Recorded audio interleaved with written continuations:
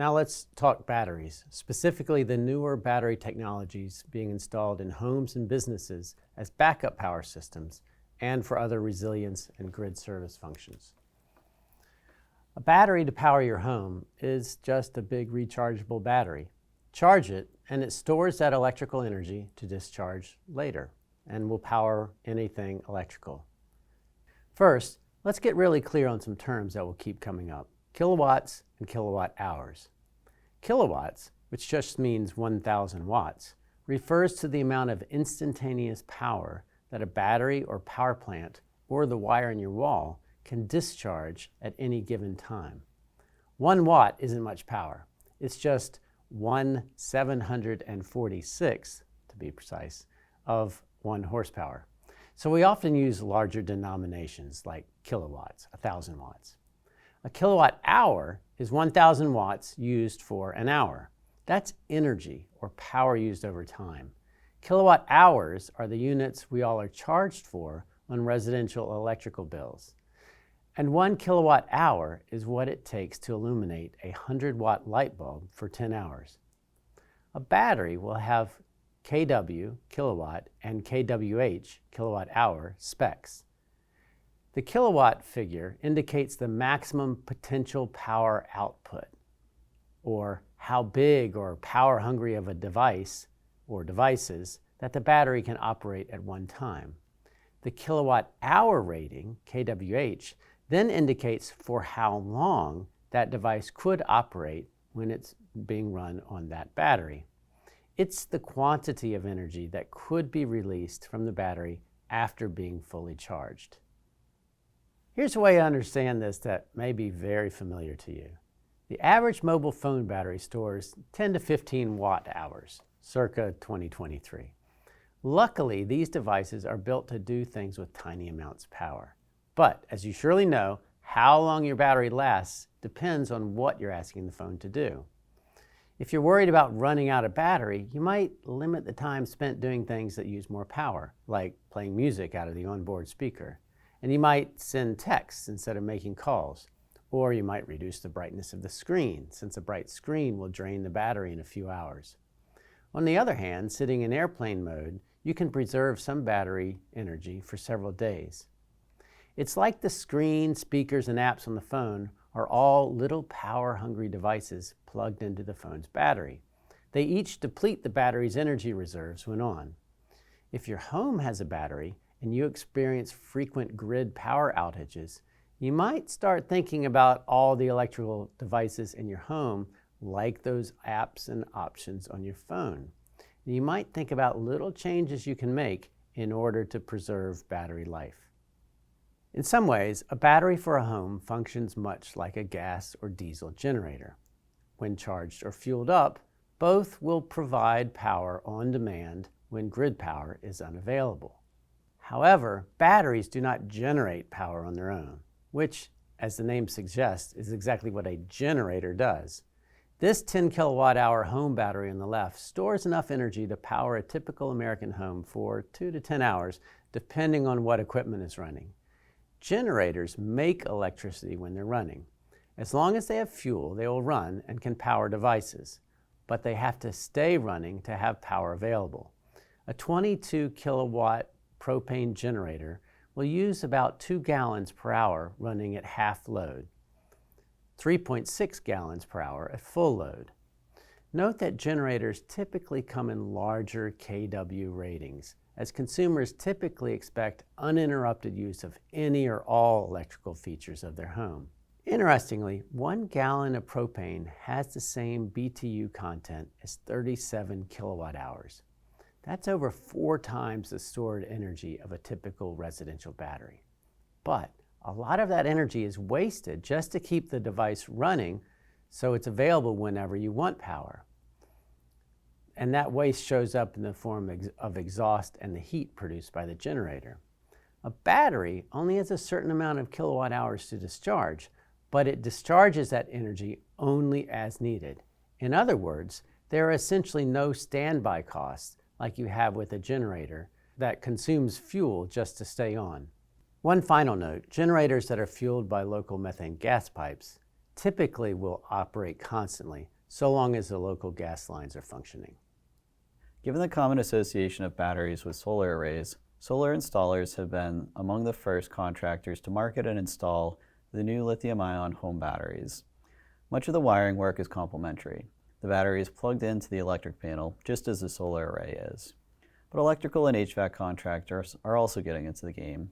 Even generator installers are offering batteries now, and some of the legacy generator companies are offering their own branded solar and battery equipment now.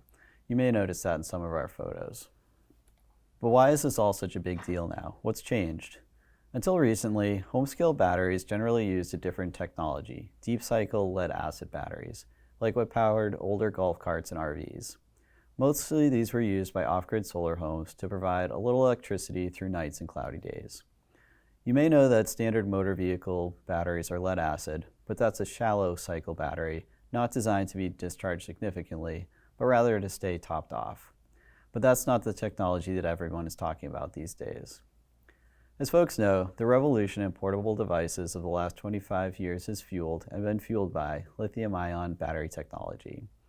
There are a variety of lithium-ion battery types. There's cobalt, magnesium, and phosphate, each with their own pros and cons. But for now, we'll be talking generally about lithium-ion types collectively. Lead-acid batteries are still widely available and are preferred for some applications, like an off-grid solar site with infrequent use and low power demands. But the vast majority of home battery installations as of 2023 are lithium-ion. Here's a deeper dive into the differing specs between the two main residential battery options, with data circa 2023. The graphs show some of the main specs for what would be considered typical lead-acid or lithium-ion installations. That is, a moderate bank of lead-acid batteries or a single 10 kilowatt-hour lithium-ion battery. Any given installation could have more or fewer batteries and thus would have different specs, but this would be typical for a lot of residential situations. Starting in the upper left and moving across, we see how the lithium-ion in green offers twice the capacity or amount of energy stored. It can produce a lot more power on an instantaneous basis, and the stored electricity can be used up more before it has to be recharged. Then on the bottom row, a battery's efficiency refers to the percentage of the energy it stores that can be put to use later. The difference from 100% is energy that is leaked or lost as heat. In other words, to get 9.5 kilowatt hours of energy out of a 95% efficient lithium-ion battery, you'd have to charge it with 10 kilowatt hours. The lithium-ion battery is a little better here. It's also a little better on the warranty spec. Lastly, in the bottom right, you see the cost. For this example, the lithium-ion does cost 50% more on average when installed. So overall, lithium-ion definitely wins based on the performance specs, but it does come at a higher price. For the residential batteries being marketed these days, 10-year performance warranties are typical, but some manufacturers may specify a certain number of charge and discharge cycles as well. Like all electrical equipment, there is some performance degradation over time and with use. On average, home-sized lithium-ion batteries will experience about 3% reduced performance annually. But that also is affected by how much the battery is used. If you use the battery a lot, say 5,000 cycles in 1 year, then it probably won't last 10 years. And as you may have heard with respect to your phone, it's best to avoid charging it 100% or discharging to 100%.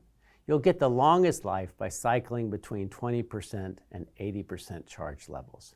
That said, if the grid goes down, you'll probably want as much stored energy as possible in case the grid is down for a while. So I'd probably recommend using the battery for what you bought it for.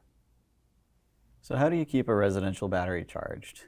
Generally, these will be hardwired to your home's electric panel. After that, it's just a question of where the power to your panel is coming from. In most cases, it'll come from the grid, so from your local electric utility. If the building has a solar array sending power to the panel, the battery will draw on that generation as available. If nothing else is available, you could even recharge from another battery, like the big lithium-ion battery in an electric vehicle, if you're ready with the required wiring. Compare this to those portable power banks folks buy to juice up their cell phones when a wall plug isn't available. And finally, a portable or hardwired generator can be used to recharge a battery as well. This is sort of a hybrid system that some folks are using.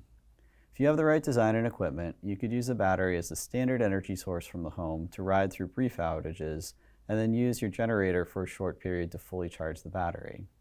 This design avoids the standby losses of having a powerful generator idling most of the time, and, so long as you have fuel for the generator, ensures continuous power for the home over long periods of time. The generator acts like that cell phone power bank, except that it's gas powered, and your 1 gallon of gas will fully recharge your home battery 30 times. When installing residential batteries, many folks include a complementary device called a load management device or system. These devices enable residents to program which circuits to prioritize when the home is running on battery power. They're also used to extend the duration of battery power available by shutting off less important devices, rooms, etc. And they can ensure that critical equipment like medical devices, security systems, or IT are powered as long as possible. Load management devices generally come with web interfaces and apps, and some include monitoring of all of the circuits in the home. That's great for tracking and managing energy use overall, for locating equipment malfunctions, and for generally understanding what the home's biggest energy users are and when they use power.